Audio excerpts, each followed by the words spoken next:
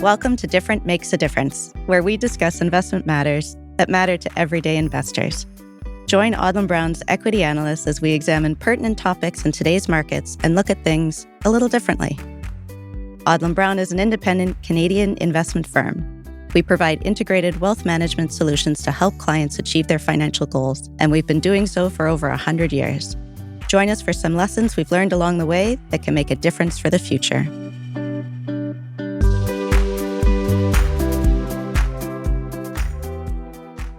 Hello and welcome. I'm Stephen Boland with Odlum Brown. Most of the time, there's wisdom of the crowd. But we call this podcast Different Makes a Difference because there are times when you need to act differently to get the best long-term result. In the late 1990s, almost everyone wanted to own technology stocks. The internet was going to change the world, and it did. But many of the stocks people owned, the big one in Canada was Nortel, ultimately crashed. When I joined Odlum Brown about 20 years ago, resource stocks were gaining popularity. The world was said to be short of oil. China was consuming huge amounts of copper and steel and many other materials, and everyone wanted in. But again, those who joined the crowd and bet too heavily on a hype sector went on to suffer. A better result came to those who were willing to be different, those who owned less of what was popular and more of what was neglected. Today, artificial intelligence, or AI for short, is increasingly capturing investor attention. Are we in a bubble? Is it time to start acting differently? We'll ponder those questions with Steven Zicherman. Welcome back, Steven. Hey, Steve. So, Steven, can you start by sizing up the stock market today? How much of the market is being driven by AI?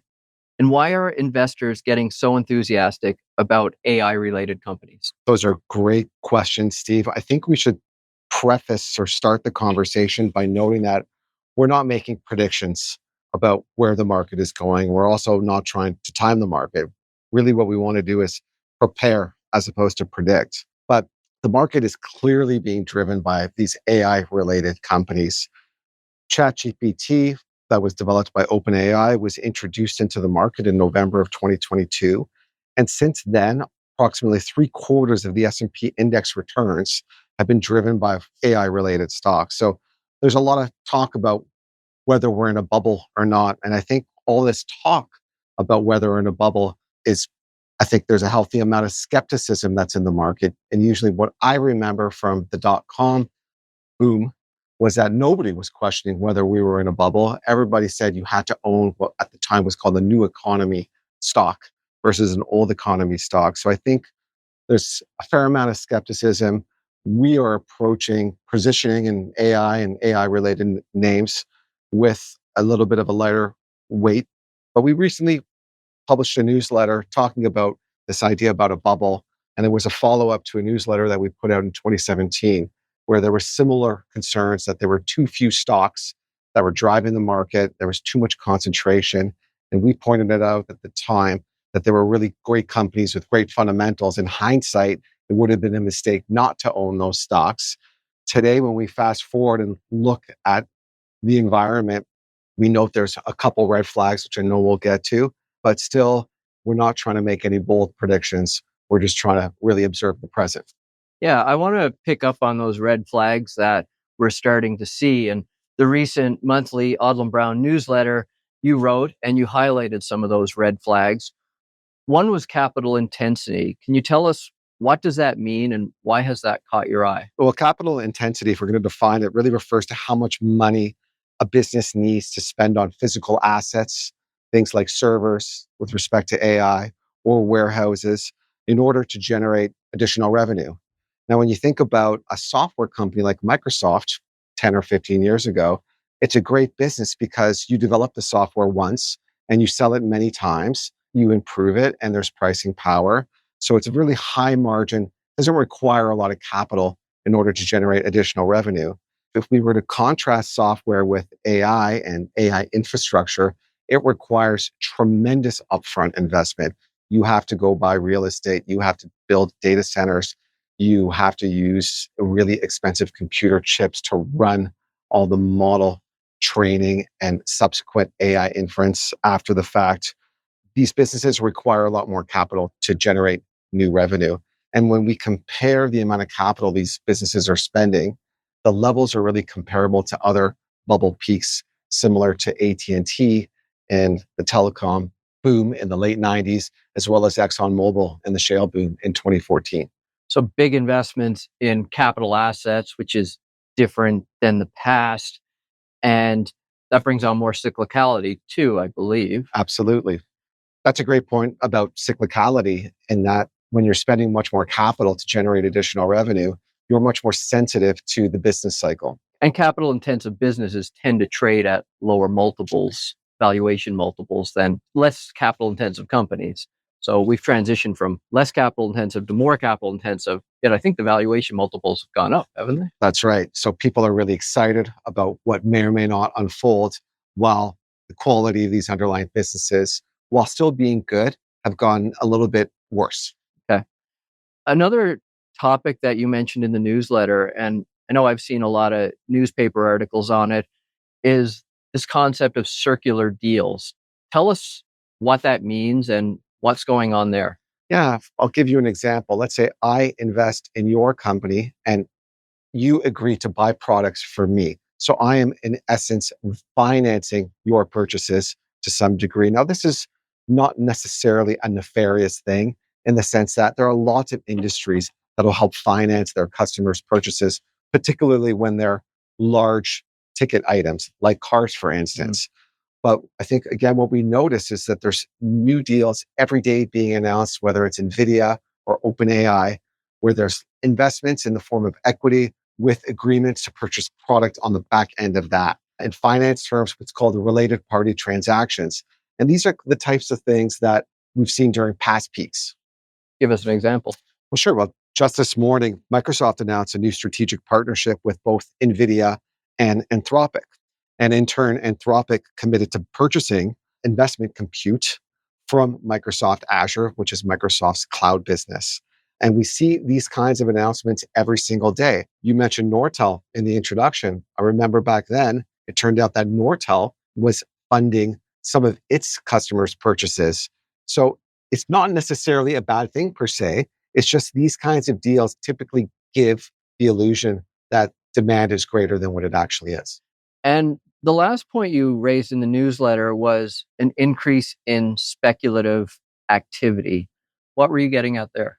Yeah, and I think it's really hard to define speculative activity. The way I think about it is that when you're buying something on the basis of anything but fundamentals, you're speculating. You're buying something like gold, or Bitcoin might be a good example. There are really no fundamentals or basis to make that purchase, other than the fact that you think the price will be higher at some point in time. What we've noticed this year, maybe similar to 2021, is that a lot of companies that don't have profits, or what we'll call earlier stage companies, less developed, are really leading performance this year. Goldman Sachs has a non-profitable tech index. It's up 30% this year, and that's way higher than the underlying indices. The TSX is up 24, the NASDAQ is up 14, and the S&P 500 is up 11%, all in Canadian terms. So when you see this non-profitable tech index leading the charge, it gives us some pause for concern. Yeah, it's interesting. It reminds me of the late 1990s. And you'll remember pets.com, which ended up trading at a super high valuation. And I don't think there was much of a business there. I don't know. Do you remember what ultimately happened to pets.com? I think it was a good idea, just Yeah. a little bit too early. Yeah.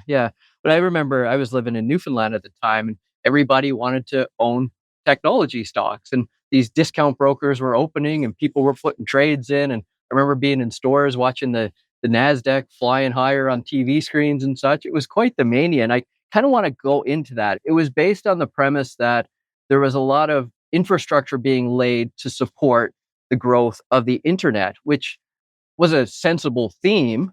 It just got taken too far in the stock market, and a lot of money was made on the way up, but a whole lot of money was lost on the way down. I referenced Nortel earlier, for example. We're talking about AI starting to lead the charge in the stock market. Is this the late 1990s again?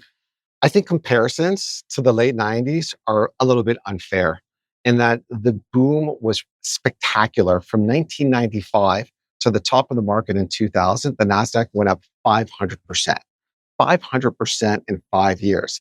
And what was really amazing about that boom is the few months leading up to the peak of the market in March 2000, it almost doubled in 6 months. We talked about ChatGPT being introduced in November 2022, 3 years ago. The NASDAQ has gone up just over 100% over that time frame. So I think the magnitude of the rise and the froth in the market was much higher back in the early 2000s. So there are some comparisons, but the quality of the companies, one thing that we notice is that the biggest, best companies today are still really good companies that generate profits and that have good, clean balance sheets. However, we just see some red flags in the sense of there are some deals, vendor financing deals that are taking place that seem a little bit odd or peculiar. There are some new investments that are being made in the form of debt as opposed to cash flow that are not necessarily a bad thing or not necessarily a bad sign, but usually really great businesses can self-finance their growth. Okay. So what do we do with all this information? You're saying it's not as speculative or crazy as it was in the late 1990s, but you're seeing red flags. How do investors position portfolios? We're approaching this situation with some caution. When we look at the S&P 500 and we think about anything that's an AI-related company, not just the tech stocks, but companies like copper companies, nuclear companies, as well as some industrial companies, together they represent around 50%, 50 of the S&P 500. That's a big number. In our Odlum Brown model portfolio, when we add up our AI-related stocks, it's almost 20%. So we are less than half the total weight in the way we structure the Odlum Brown model portfolio. We just think a lighter relative weight is a prudent way to approach this because, again, we're not trying to make a prediction on whether or not it's going to be the top of the market or what inning we are in a bubble, because some of these companies are really excellent companies with good long-term fundamentals. But we think when we see some of the red flags that we talked about, it's better to be a little bit lighter. Better safe than sorry. And, we're talking the US market there. When you talk 50% of the market, Canada has a lot less exposure, but let's keep a foot in there, but let's not go too heavy in there. And that sounds quite sensible. I want to end on, there's a concept that I always find interesting, and it's how narratives and market leadership changes. And oftentimes the largest, most successful companies at any one point in time are believed to be the future winners, but oftentimes they aren't. And I think back, we just look at the last 50 years, the early 1970s, everybody wanted to own what was called the Nifty 50. It was the biggest American companies, McDonald's, Kodak, Coca-Cola, etc. They were known as one decision stocks. You just had to buy these and just own them. And then they went on to not do very well for the next decade. In 1980, it was all about owning resource companies. We just came out of an inflationary period. We had oil embargoes, etc. Oil companies were the most valuable companies in the world. And then they went on to struggle. And then in 1990, it was all about Japan. Japan real estate was booming. Industrial companies like Toyota were taking off. Japan was going to take over the world. And then they went into a 30-year funk. In 2000s, it was technology. In 2010s, it was stuff related to China. In 2020, it was technology. Here we're talking AI. To me, the lesson is be careful of the big narratives out there. The world sometimes unfolds a little bit differently. And sometimes the future winners are not the past winners. Curious your thoughts on that. I think it's exciting to talk about technology disruption, but as you pointed out, there's also disruption in the sense of which companies are the biggest companies in an index. And it's really easy, or I should say, it can be difficult to picture a future that's very different from what we have today. But more often we've seen, like, as you just pointed out, every decade you have a different group of leaders. I think about incumbents and startups and think about a company like Google. It's easy to think about Google in the context of the dot-com boom and the laying of fiber and all the benefits that it brought to society when investors in the NASDAQ did really poorly. But Google was interesting in that it wasn't the first search engine. It was the 10th or 12th search engine, or at least major search engine. There were a lot of companies that failed, or like you mentioned, pets.com, a lot of companies that were great in terms of concept, but came out at the wrong time. And I think we've got to be really careful about extrapolating today's successes in terms of who could be tomorrow's winners. Yeah, I think that's a great point. I remember using Excite.com and Lycos and AltaVista and WebCrawler.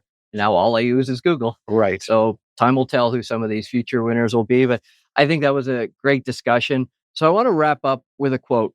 I'm heading to a Dallas Cowboys game this weekend. And Steven, you recommended I watch the Netflix series on Jerry Jones. Jerry made a fortune in the oil fields and went on to buy the Cowboys in the late 1980s. In the first episode, he said, all my successes in life were when I was going against the proper mood. I was going the other way.